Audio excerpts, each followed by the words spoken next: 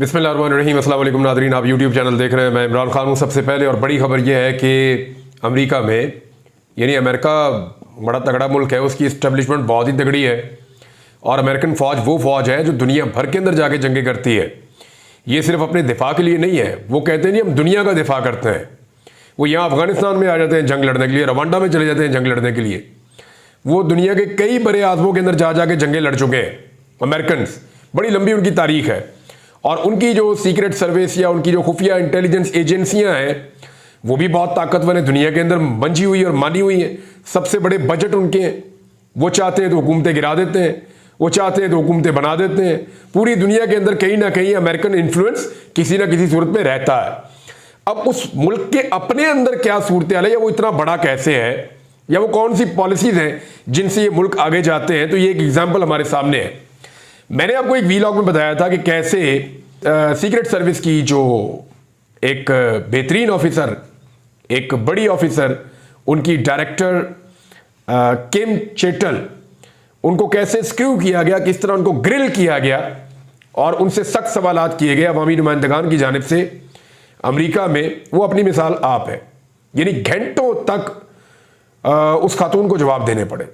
Officer जो है उसके ऊपर टॉप ऑफिशियल है सीक्रेट सर्विस की, और उसके ऊपर जिस तरह इल्ज़ामात लगाए गए, जिस तरीके से उसको ग्रिल किया गया, जिस तरीके से उसको क्वेश्चन किया गया, जिस तरीके से उसको जिच किया गया, उसको यह भी कहा गया तुम्हें इस्तीफा दे देना चाहिए, उसको यह भी कहा गया कि तुम्हें तो नौकरी से निकाल देना चाहिए, उसको यह भी कहा गया कि तुम तो झूठ बोल रही हो, गलत बयानी कर रही हो, फैक्ट्स को आप इधर से उधर कर रही, बहुत सारी बातें उसको की। लेकिन उन्होंने सुनी। उसको लगा कि अवामी जो मुंतखब नुमाइंदगान है उनकी बात सुनना लाजिम है और ये उनका एक कल्चर है। वो किसी को बुला के भी क्वेश्चन कर सकते हैं। अगर कोई तनख्वाह ले रहा है वहां पे, या कोई आदमी वहां पे वैसे भी काम कर रहा है, तो वो किसी को बुला के क्वेश्चन कर सकते हैं। ये अवामी नुमाइंदगान की ताकत है अमेरिका में, और यही डेमोक्रेसी या जमहूरियत, यही अमेरिका की असल ताकत है। अब आप जरा इसके ऊपर आए कि डोनाल्ड ट्रंप पर जब हमला हुआ तो इस हवाले से बहुत बड़े बड़े सवालात उस खातून से किए गए, सीक्रेट सर्विस की टॉप ऑफिशियल से। वो जब मुतमईन नहीं कर पाई अवामी मुंतखब नुमाइंदों को, तो उसके बाद फिर उसने रिजाइन कर दिया। क्या पाकिस्तान जैसे मुल्कों के अंदर आप ऐसा ख्वाब भी देख सकते हैं, या ऐसी कोई चीज़ का आप तसव्वुर भी कर सकते हैं कि किसी नाकामी पे, यानी एक कान को गोली छूकर गुजरी है, हमलावर को वही मौके पे मार दिया गया है, और वो साबिक सदर है, पता नहीं आगे वो सदर बनता है या नहीं बनता, लेकिन इसके बावजूद अपनी नाकामी का एतराफ़ करते हुए कि मैं मुतमईन नहीं कर पा रही अवामी नुमाइंदगान को, लिहाजा मैं रिजाइन करके जा रही हूं, उसने रिजाइन किया। हमारे यहां पे आपको कभी ऐसी कोई एग्जाम्पल नहीं मिलेगी। रोजाना लोग चिल्लाते हैं गलतियां सुप्रीम कोर्ट ऑफ पाकिस्तान में पकड़ी जाती है चीफ इलेक्शन कमिश्नर की, मैं नहीं रिजाइन करता। इस मुल्क में कोई आदमी ओहदा छोड़ के जाने के लिए तैयार नहीं है। सबको लगता है कि उसका दाव लगा हुआ है, जब तक दाव लगा हुआ है तब तक निचोड़ो इस मुल्क को, इसका खून चूसो और अपने लिए और अपनी फैमिली के लिए जमा करो, और फिर फुटो इस मुल्क से, निकलो यहां से। ये तो अभी तक हम यही रवैये देख रहे हैं बदकिस्मती से इस मुल्क में। एक और बड़ी खबर जो है वो बनू जरगा से मुताल्लिक थी। मैंने आपसे पिछले व्लॉग में कहा कि मैं आपको बताऊंगा, क्योंकि वहां मुतालबात जो है वो बड़े सख्त आए हैं। और ये जो बनू से मुतालबात आए हैं, एक्चुअली यही मुतालबात अगर मैं खैबर पख्तूनख्वा में किसी भी एक ज़िले की, तहसील की, किसी एक टाउन की, गांव की बात करूं, तो हर जगह से इसी तरह के मुतालबात आ रहे हैं।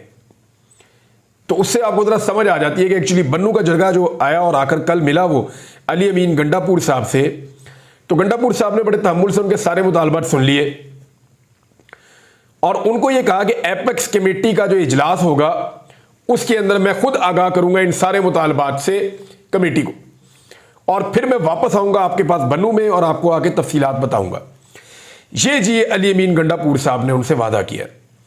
अब बन्नू जरगा के जो मुतालबात हैं, ये लगभग 45 रुकनी जरगा आया था अली अमीन गंडापुर से मिलने के लिए। इसमें बाअसर तरीन अमायदीन थे, तमाम पॉलिटिकल पार्टीज़ के रहनुमा थे, और बहुत सारे मकामी लोग थे, ताजिर थे। तो इस तरह यहाँ पे लोग मौजूद थे और 16 निकात इन्होंने पेश किए अली अमीन गंडापुर के सामने। इनके बेसिक मुतालबात क्या है, क्योंकि अभी उन्होंने वहाँ धरना दिया हुआ है, वो कह रहे हैं धरना हम ख़त्म कर देंगे, हमारे मुतालबात तस्लीम किए जाएँ। तो जो मुतालबात हैं उसकी कॉपी भी फिर मीडिया के ऊपर आ गई। पहला जो मुतालबा है वो कह रहे हैं जी ऑपरेशन अज़्म इस्तेहकाम के खिलाफ है। पहला मुतालबा उन्होंने कहा कि ऑपरेशन किसी सूरत कबूल नहीं है। इसके साथ साथ दूसरा अहम मुतालबा बन्नू में जो तालिबान के मराकज़ मौजूद हैं उनको फौरी तौर पर ख़त्म किया जाए। एक तरफ वो कह रहे हैं कि ऑपरेशन नहीं करना, दूसरी तरफ वो कह रहे हैं कि तालिबान के मराकज़ को फौरी तौर पर ख़त्म किया जाए। फिर उन्होंने कहा जी मकामी पुलिस जो है उसको बाइख्तियार बनाया जाए, ऑपरेशन के लिए पुलिस को जदीद सामान दिया जाए और जो पुलिस के बिला वजह के छापे हैं वो भी बंद करवाए जाए। फिर मदारस और मकामी अफराद की बेइज्जती और बेहुरमती ना की जाए। CTD को मुकम्मल तौर पे फ़ाल बनाने का तकाजा भी मुतालबात के अंदर शामिल किया उन्होंने। फिर उन्होंने कहा कि जी पुलिस का जो गश्त है उसको बढ़ाया जाए और किसी भी सिक्योरिटी एजेंसी के दबाव के बगैर अस्करियत पसंदों के खिलाफ भरपूर कार्रवाई की जाए। उन्होंने कहा कि घरों और मदारस की जो तलाशी का काम है वो फौज के बजाय पुलिस करे और CTD करे, ये इसमें फौज को इन्वॉल्व ना किया जाए। कुछ रोड्स हैं उनको उन्होंने खोलने का मुतालबा किया, सिक्योरिटी के नाम के ऊपर कुछ रोड्स वहां पे बंद किए गए हैं। उन्होंने कहा जी वो रोड जुमा खान रोड और बरमशल पॉइंट इनको ट्रैफिक के लिए खोला जाए, तमाम लापता अफराद को अदालतों के अंदर पेश किया जाए और CTD से उन्होंने मुतालबा किया कि वो अच्छे और बुरे तालिबान के खिलाफ किसी एजेंसी की मुदाखलत के बगैर कार्रवाई करें। साथ ही साथ जरगा के लोगों ने कहा कि इंटरनेट मोबाइल फ़ोन सर्विसेज भी हमारी बहाल की जाए और एक झगड़ा हुआ था मिलिट्री इंटेलिजेंस और पुलिस के दरमियान, झगड़े की वजह से कुछ पुलिस एहलकारों को मुअत्तल किया गया था, उनको भी बहाल किया जाए। और साथ ही साथ उन्होंने कहा 3 शहरी जो शहीद हुए थे, ये आम शहरी भी शहीद हुए थे जब बन्नू छानी के ऊपर अटैक हुआ था, तो छावनी पे हमले पे जब 3 शहरी शहीद हुए और उनकी हलाकत की अदालती तहकीकात का उन्होंने मुतालबा किया है। तो ये जो मुतालबात हैं ये बन्नू जरगा से सामने आए, वो आकर वज़ीर आला खैबर पख्तूनख्वा को मिले, इस पर डेवलपमेंट होगी तो हम आपके साथ शेयर कर देंगे। नाज़रीन, एक IPPs का मसला पाकिस्तान में बहुत ज़्यादा उठा हुआ है कि इनकी वजह से पाकिस्तानियों को बहुत ज़्यादा बिल देने पड़ रहे हैं, बहुत ज़्यादा पैसा पाकिस्तानियों की जेब से निकाला जा रहा है। हक हलाल का पैसा लोग बेचारे कमाते हैं, कोई मोटरसाइकिल बेचकर बिल दे रहा है, कोई घर का जेवर बेचकर बिल दे रहा है, लोग उधार मांग मांग कर बिल जमा करवा रहे हैं, बिजली के इस्तेमाल से लोग डरना शुरू हो गए हैं। ये वजह सिर्फ ये है कि हम वो बिल भी दे रहे हैं जो बिजली कभी बनी ही नहीं। IPPs की कैपेसिटी पेमेंट, मैंने कई मरतबा आप लोगों को ये बात समझाई है, इसके ऊपर एक अलग से एक और वीलॉग भी करूंगा मैं तफसील में कि एक्चुअली कैपेसिटी पेमेंट्स आपको क्यों देनी पड़ रही हैं, इनके लिए गुनाहगार कौन कौन है और कौन कौन कितने फीसद का गुनाहगार है। इसका डाटा आहिस्ता आहिस्ता निकलता जा रहा है और ये मुतालबा भी किया जा रहा है बार बार हुकूमत पाकिस्तान से कि IPPs का मुकम्मल डाटा पाकिस्तानियों को फराहम किया जाए, बताया जाए कि ये मुआहदे किन शराइत के ऊपर हुए, ये मुआहदे कब तक चलेंगे, ये मुआहदे कब ख़त्म होंगे। अभी भी बड़े लंबे अरसे तक के लिए ये मुआहदे बाकी हैं और बहुत सारी कंपनीज ऐसी हैं जो बिजली बनाती नहीं और पैसा लेती हैं। यहाँ पे जो IPPs हैं उनके बारे में मेरे पास बड़ी तफसीली एक रिपोर्ट है कि एक्चुअली इनके मालिकान कौन है और कौन लोग हैं, और इसमें जो तफसीलात हैं वो ये है कि 2023-24 में कितने कैपेसिटी चार्जेस अदा किए गए उनकी भी तफसीलात मौजूद हैं। तो IPPs की कुल तादाद जो है वो 100 से ज़ायद है। इनमें से 51 मुख्तलिफ कंपनियां और ग्रुप्स की मलकियत है, यानी मुख्तलिफ कंपनियां हैं या ग्रुप्स हैं उनकी मलकियत है 51 IPPs, और बाकी जो है वो अलग अलग लोगों के हैं। 7 सियासी शख्सियात की मलकियत है, 18 चीन के, सिंगापुर के, नॉर्वे के और कुछ बैनुल अक़वामी कंपनियां हैं उनकी मलकियत है। 7 जो है वो हुकूमत पाकिस्तान की है और हुकूमत पंजाब की है, जबकि 13 IPPs प्राइवेट अफराद की मलकियत है। अब 2057 तक के मुआहदे हैं हमारे इन कंपनीज के साथ, यानी अभी भी हमारे पास लगभग 33 बरस मजीद हमें इन्हें बर्दाश्त करना पड़ेगा और इनको पेमेंट्स हम करते रहेंगे। तो क्या इसका कोई हल है? इस मामले पे पाकिस्तानियों को सुप्रीम कोर्ट ऑफ पाकिस्तान में जाना चाहिए। वैसे इजाज गौहर साहब कह रहे हैं कि सुप्रीम कोर्ट में जाएंगे।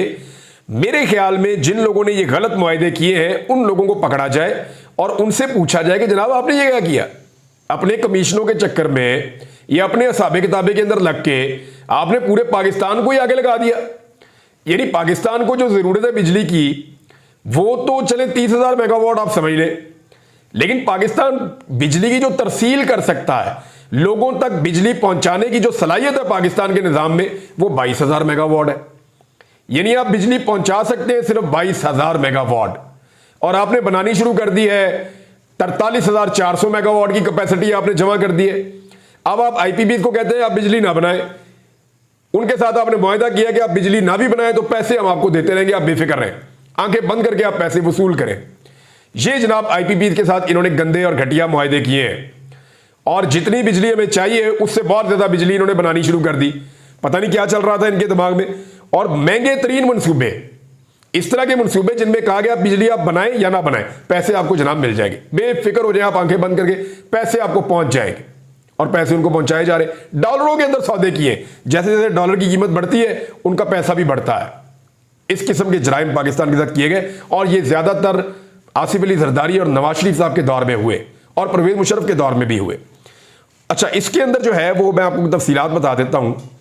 गुज़िश्ता 10 सालों में 2013 से लेकर 2024 तक कैपेसिटी पेमेंट की मद में आईपीपीज को 8,344 अरब रुपए की अदायगी की गई है। 8,344 अरब रुपए ये अदायगी की गई जनाब 10 सालों में आईपीपीज को। और दस्तावेज के मुताबिक गुज़िश्ता माली साल 2022-23 में कैपेसिटी पेमेंट की मद में आईपीपीज को 1300 अरब अदा किए गए हैं सिर्फ एक साल में, पिछले साल। और इस साल जो आपने पैसा देना है वो है 2010 अरब रुपए, यानी 2 ट्रिलियन रुपीज से ज्यादा आपने इस मरतबा देना है। मुझे अच्छी तरह याद है नवाज शरीफ जब वज़ीर आज़म बने ना 2013 में, तो इन्होंने कहा जी आईपीपीज के हमने कैपेसिटी पेमेंट्स हमने अदा करनी है, कुछ गर्दिशी करते चढ़े हुए पैसा हमने उतारना है। तो उस वक्त नवाज शरीफ ने 500 अरब दिया था और चीजें सेटल हो गई थी। उसके बाद से लेकर अब तक जो पैसा आपके ऊपर चढ़ा है ये इनकी मेहरबानी से है। 500 अरब छोटी सी अमाउंट थी, और वो भी चंद सालों की पेंडिंग थी, और अब जो आपकी अमाउंट होती है वो इतनी बड़ी अमाउंट होती है, और आप साथ साथ पे भी कर रहे हैं फिर भी आपको देनी पड़ती है। ये जुल्म इन्होंने पाकिस्तान के साथ किया। अच्छा, इसमें सलमान शहबाज की आईपीपी है, और 11 जून 2014 को इसको लाइसेंस जारी किया गया, जब जनाबे नवाज शरीफ साहब की हुकूमत थी और पंजाब में शहबाज शरीफ साहब थे। और 30 जून 2045 तक इसके साथ मुआहदा है कि ये 62.4 मेगावाट बिजली बनाकर देगा सलमान शहबाज। और गुज़िश्ता साल इस आईपीपी ने 33% बिजली बनाई है, सिर्फ 67% वेले ही रहा है, 33% बिजली बनाई। और इस कंपनी को 1 अरब 55 करोड़ रुपए सिर्फ कैपेसिटी चार्जेस की मद में अदा किए गए हैं। और इनके अलावा ये जहांगीर खान तरीन साहब हैं। जहांगीर तरीन साहब जो हैं, इनके पास 3 बिजली बनाने वाले कारखाने हैं, और इन्होंने जो पैसा हासिल किया है वो भी बहुत बड़ी अमाउंट है।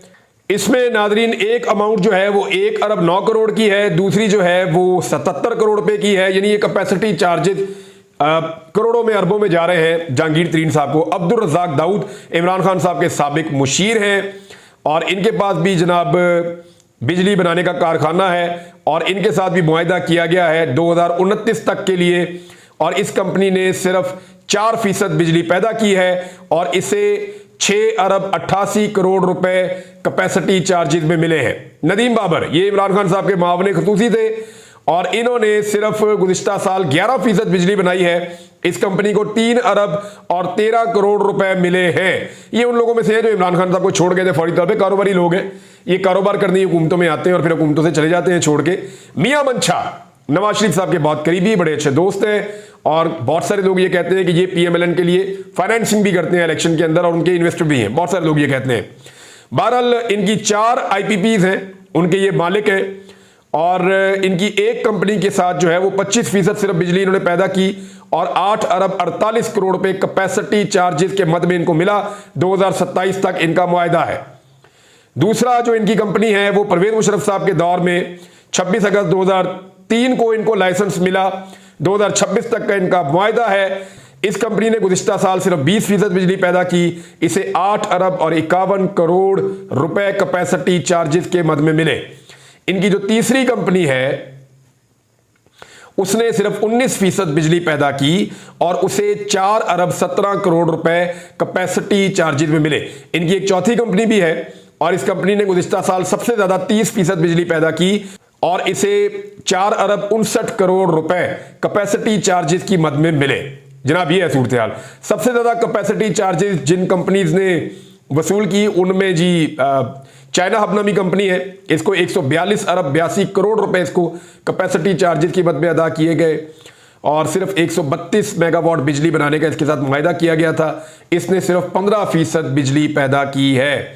फिर पोर्ट कासम है, बहुत सारी और कंपनियां हैं। कुछ कंपनियां ऐसी हैं जिन्होंने 0 यूनिट बिजली पैदा की और अरबों रुपए के कैपेसिटी चार्जेस उनको मिले हैं।